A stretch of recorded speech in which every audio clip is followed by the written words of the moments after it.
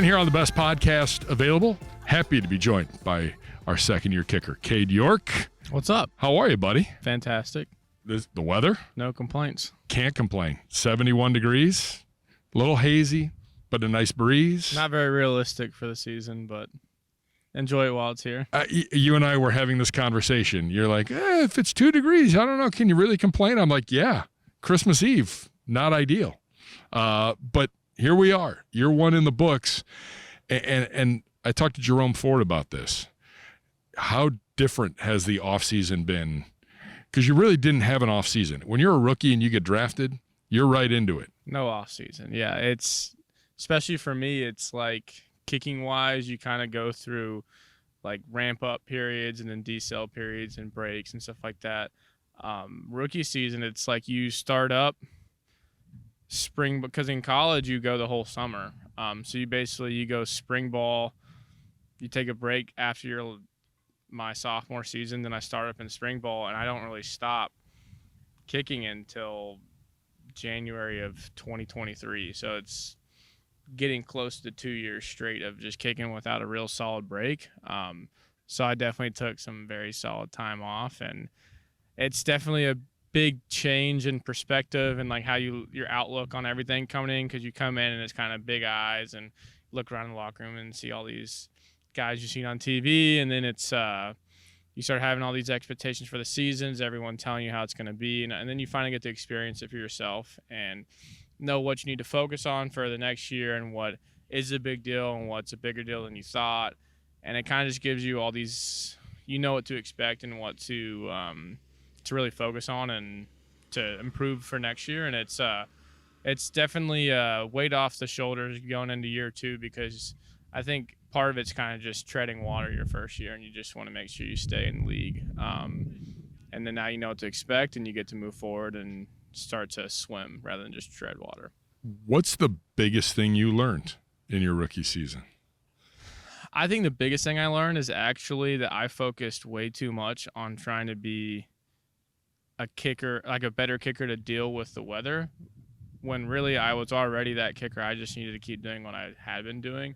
Because to be honest, the weather was never the problem. I would just focus so much on that I would almost put so much on that when it came to other stuff that was almost like should be like simple, what one would call simple, that it was just like I would brain fart, and like that's when stuff would go wrong.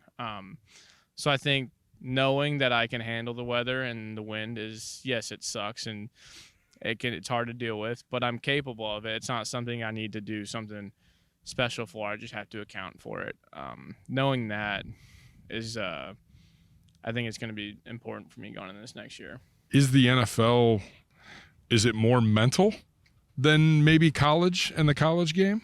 I would say there's added stressors on the mental, but like just like the sole game, no, it's not more mental. It's just now there's more outside pressures outside the game. It's you have a contract, it's how you make money, it's people have families and stuff like that. So there's that added onto it, but I wouldn't say it's like purely out on the field. I'm not thinking about that stuff. So it's just the game still. I wouldn't say it's extra. I think more I'm at a higher level, so I wanted to take things to a higher level, and that's when I started like, okay, I'm going to do all this so I can make sure that I'm really good when it gets super windy and when it's really cold and all this stuff, when really I already was good when it came to that stuff. It's just windier and colder, and you just have to account for it.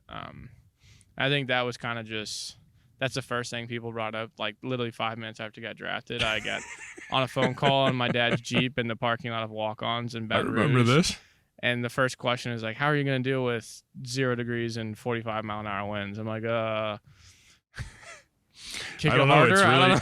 It's really nice right now. I'm in a Jeep. Yeah. So it was, I think that people hyped that up to me too much, and I taking responsibility. I took too much account for it, and I just really, and I did well focusing on it, but then I let other things fall to the wayside. And I think knowing I can deal with that and just being who I am as a kicker is what I need to do better. Is there such a thing as kicking too much? You know, you mentioned it from like the season ended, like, and you said the off season, you've been able to rest a little bit and take a break and walk away. You never really had that I mean, you were kicking from the moment you touched down here in Cleveland, and and you never really got a chance to stop. Yeah, so I would say from my freshman year of high school when I started kicking till now, every year I've kicked less and less and less. And even this year, I'd say before I wouldn't really kick less than 50 to 75 balls when I would go out and kick anytime. And now I don't think I've touched 50 kicks at once. And I don't want to say people might take that as he's not working hard enough. And he's like, no, I just got to be super intentional about every rep. And kick until I don't want to kick until I'm tired. I want to kick and still feel good at the end of my session, because on game days you're not going to have that. Game days you're probably going to be tired than me because you got to be warm up an hour and a half, 2 hours before the game, and you have to stay warm for a 3.5 hour game. So you got to keep your body prepared and in shape for that, not trying to beat it up every time you go out and kick a ball. So I've gotten better about that. Your new special teams coordinator, Bubba Ventrone, was on Cleveland Browns Daily a few weeks ago, and he said it's some guys like to kick 150, 200 balls in a season, like craziness, how much they want to kick. Some guys don't. Like, you have to find that middle ground, and you have to find what works. And has that been the case for you here as you've gone through here, especially now with a new coordinator? I'm definitely not someone that doesn't like to kick I like to kick more balls than other people would say, but I'm also learning to dial, because it's almost like I'm yearning to like work harder, because that's always like, I was like, did I really get like enough work today? Like, did I like get better today? And I feel like sometimes I equate that to kicking more footballs, when really I need to equate that to being intentional and not just wasting a rep and just going out there and swinging for no reason. Exactly. It's making the kick count. It's making every kick count. Yep. And it's not like every kick. I'm not saying I need to make every kick in practice, but I'm accomplishing something on every kick. And whether it's I'm trying to accomplish I kept the right hit back there, but I missed it because I didn't do something else. I still kept the right hit back, and now I can add the two together for the next rep and stuff like that. It's almost like golf. Yep, it's exactly like golf. I get in my own head currently. A week ago, I wanted to quit the game of golf, and then Sunday I played really well, and now I'm back in. At some point in every round, everyone wants to quit. Well, boy, if you would have seen me play last week, you would have been like, maybe you should quit. I've thrown a couple clubs this offseason, so I understand. I have a great club throwing story. I've done it once, and I won't do it again. And it is not for this podcast. We'll tell that off camera. I might have broken a putter and maybe also damaged some golf course equipment in the process, because the club took a right turn, left turn. Never comes out when it hit the ground. No, it definitely was not good. Talking with Cade York here on the best podcast available. So what is the difference from last year to this year in terms of the coordinator? New, and I'm not asking you about Coach Preef, because we all have a special spot in our hearts for Coach Preef, but you have a new guy in Bubba Ventrone. What has he brought to your room? Yeah, I mean, I'd never say anything bad about Preef. No, I love Preef. He's same. the reason I'm here. I had an amazing experience with him in the whole draft process, and yes, everybody has their personality when it comes to in the building, out of the building, on the field, off the field. And you got to accept everyone for who they are. And I haven't even seen Bubba on the field, so who knows what he's going to be like. But Bubba is definitely, like, they both are very high-energy guys. But the difference is Bubba was a player, and I think there comes a different perspective with that. And Bubba brings a lot of energy, but a lot of it's positive energy. And he'll put you in your place if you need to be put in your place, but he's also gonna tell you good job and give you a slap on the butt and give you a high five and all that stuff when you do something well. And it's been cool to be around, because he's kind of been the yin to my yang when it comes to, I'm super driven and like trying to like, again, like kick a lot of balls and stuff like that. And he's like, Cade, you're doing a good job. Like, you don't need to kick 1,000 balls. Like, that rep looked good. You don't need to change anything. Just continue to do that. Or when I try and add another thing to make my kick better, he's like, nope, you're doing just fine like that. Just keep doing that. That's going to work. He kind of like pulls back on the reins, so which is nice. And it's been cool to be around. Do you think he can still play? I have seen him, like, I've been working out a lot, doing like, I'll go in there like on a Saturday or Sunday, and if I see anybody in there, it's usually him or Coach Stefanski in there. And Bubba can run. Yeah. He can probably outrun me right now because I don't run that much these days. And I've seen him gone. He can move. And he's yoked up. I was going to say, every time I walk through the field house on my way to go put down 3,000 calories at lunch, I'm like, hey, look at this guy overachieving. He's got that walk that just has that bounce in it. Uh-huh. I think he could take off at any moment. How's the golf game? Golf game is solid these days. It's when I first got back to Cleveland, it was really solid. Then I hit this lull. I got some new irons, and I kind of struggled getting them in play.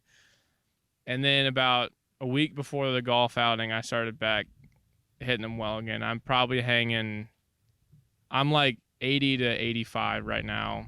I'm waiting for it to be all put together for one round. I'm 70 to 78. I'm hoping during my 1 month sabbatical when we go away, I'll find a stride and hit some low scores. That's usually how this goes. Oh yeah, you figure it out, right, and we start training camp. Golf season's out of time. Yeah, and by the end of July, we're putting the clubs See, away. that's what I'm gonna. I would be a scratch golfer if I didn't play football. That's I like it because golf season. I need you to go play Zagura and whoop him. No, I can't. He was in the group in front of me. At the foundation, he can stripe his driver. I think I could maybe compete with irons and wedge play, but I can't drive it like he can. He can hit the ball far. He did see me drop like a 50-foot putt for eagle though, so I think I got in his head on that one. Perfect, good. I like that. Anytime anybody can get in his head and mess him up, I'm totally for that.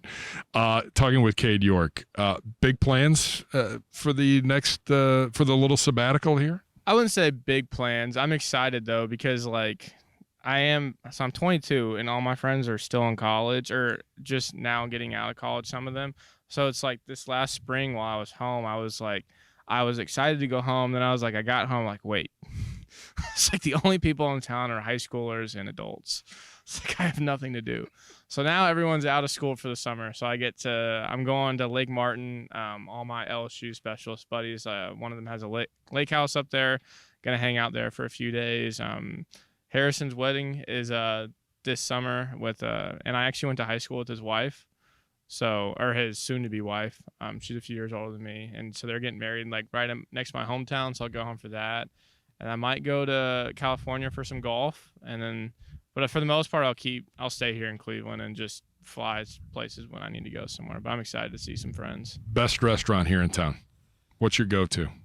I think when I come in town, or when friends come in town or family comes in town, I could take them to Marble Room because it's like God, it's a clean sweep. It's Baco. such a cool not only there's probably as good or better food at some places, but Marble Room, they're super cool to us. They always get us in. But also that restaurant, like the inside of it looks so cool. Yeah. It's like the old presentation bank and yeah, it's super cool. I know I'm actually still salty about this, but the specialists had a competition with each other for like who could have like the best like body comp changes, like body fat percentage, stuff like that. And let me tell you, I was working out like 7 days a week and like Ventrone. On like a eating plan. I had 0 muscle gain and 0 fat change. And Charlie and Corey, who work out like 4 times a week and do nothing on the weekends, both beat me out. So now I have to buy dinner at I think it's called Strip. Yeah. I've heard it's really good. It is I'm good. excited to go there, but I'm not excited to pay for it. I was gonna say I don't know if you're not gonna be excited for the bill. You're definitely not gonna be it's excited. It's just gonna be rookie dinner part 2 now. So All 2 right. years in a row. I know I gotta let you go here and I gotta let you run. Just a quick thought on that room and your specialist room with Corey and Charlie and the relationship the 3 of you guys have. It's so interesting because I think you'll look around the league and it's like sometimes it's like a bunch of young guys, sometimes a bunch of old guys, and we're like split like 1, 2, 3. We have and Joe too, because Joe's here right now. Good golfer too.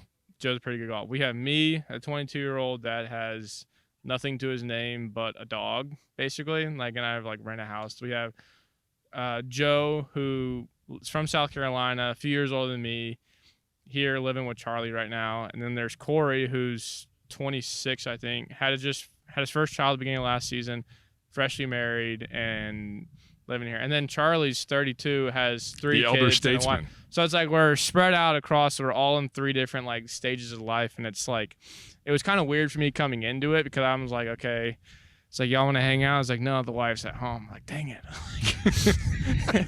but it's cool because it's like I kind of can like see how they have dealt with life, and it kind of gives me like a trail to follow and how to do things the right way. So it's cool for me.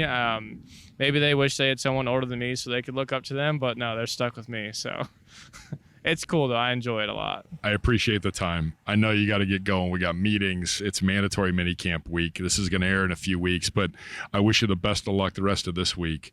Go enjoy the off season for 4 weeks, 5 weeks, and look forward to seeing you back here. We'll see you in West Virginia to start, and we'll start the journey in year 2. Congratulations on everything, and I know big things are ahead of you. We're rooting for you, and appreciate the time, man. Heck yeah. It's good talking to you.